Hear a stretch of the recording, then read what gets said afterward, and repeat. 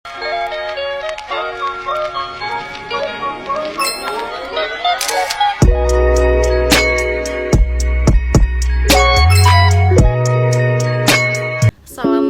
warahmatullahi wabarakatuh. Halo semua, perkenalkan nama saya Najminur Afifah dengan NIM 2111220032. Saya dari kelas B, Prodi Pendidikan Bahasa Arab. Di sini saya akan menjelaskan sedikit tentang teori gaya belajar dengan dosen pengampu Ibu Lailatul Badriah, SPSSI, MA. Gaya belajar menurut Bobby Dirboker dan Henarki adalah kombinasi dari menyerap, mengatur, dan mengolah informasi. Secara umum, gaya belajar dikelompokkan berdasarkan kemudahan dalam menyerap informasi, cara memproses informasi, dan karakteristik dasar kepribadian. Gaya belajar dibagi menjadi 3 macam, yaitu gaya belajar visual, gaya belajar auditorial, dan gaya belajar kinestik. Pengertian gaya belajar visual. Gaya belajar visual adalah gaya belajar dengan cara melihat, mengamati, dan memandang, dan sejenisnya. Ciri-ciri gaya belajar visual: menyukai kerapian dan keterampilan. Jika berbicara cenderung lebih cepat, suka membuat perencanaan yang matang untuk jangka yang panjang. Sangat teliti sampai ke hal-hal yang detail sifatnya. Mementingkan penampilan baik berpakaian maupun berpresentasi. Lebih mudah mengingat apa yang dilihat daripada yang didengar. Mengingat sesuatu dengan penggambaran, asosiasi visual. Mudah terganggu dengan keributan saat belajar. Pembaca yang cepat dan tekun lebih suka membaca daripada dibacakan orang lain.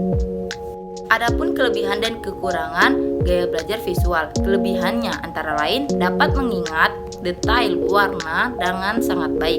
2. Mampu membaca, mengeja, dan menghafal pelajaran dengan baik. 3. Umumnya berpenampilan baik dan rapi.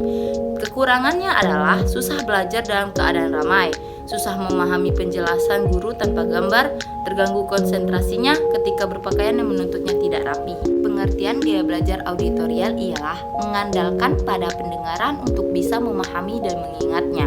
Karakteristik gaya belajar seperti ini benar-benar menempatkan pendengaran sebagai alat utama menyerap informasi atau pengetahuan. Adapun ciri-ciri gaya belajar auditorial: 1. Saat bekerja sering berbicara pada diri sendiri. 2. Mudah terganggu keributan atau hiruk pikuk di sekitarnya. 3. Sering menggerakkan bibir dan mengucapkan tulisan di buku ketika membaca. 4. Senang membaca dengan keras dan mendengarkan sesuatu.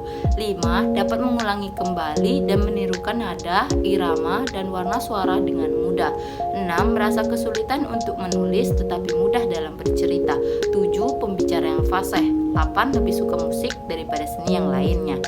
Kelebihan dan kekurangan gaya belajar auditorial. Kelebihannya antara lain memiliki bahasa yang baik, senang berbicara, jika berbicara irama memiliki pola. Kekurangannya adalah susah untuk membuat karangan, susah diam dalam waktu yang cukup lama, mudah terganggu dengan keributan. Gaya belajar kinestik. Gaya belajar kinestik adalah gaya belajar dengan cara bergerak, bekerja, dan menyentuh. Maksudnya ialah belajar dengan mengutamakan indera perasa dan gerakan-gerakan fisik. Ciri-ciri gaya belajar kinestik: berbicara dengan perlahan, menanggapi perhatian fisik, menyentuh orang untuk mendapatkan perhatian mereka, berdiri dekat ketika berbicara dengan orang, selalu berorientasi pada fisik, dan banyak bergerak.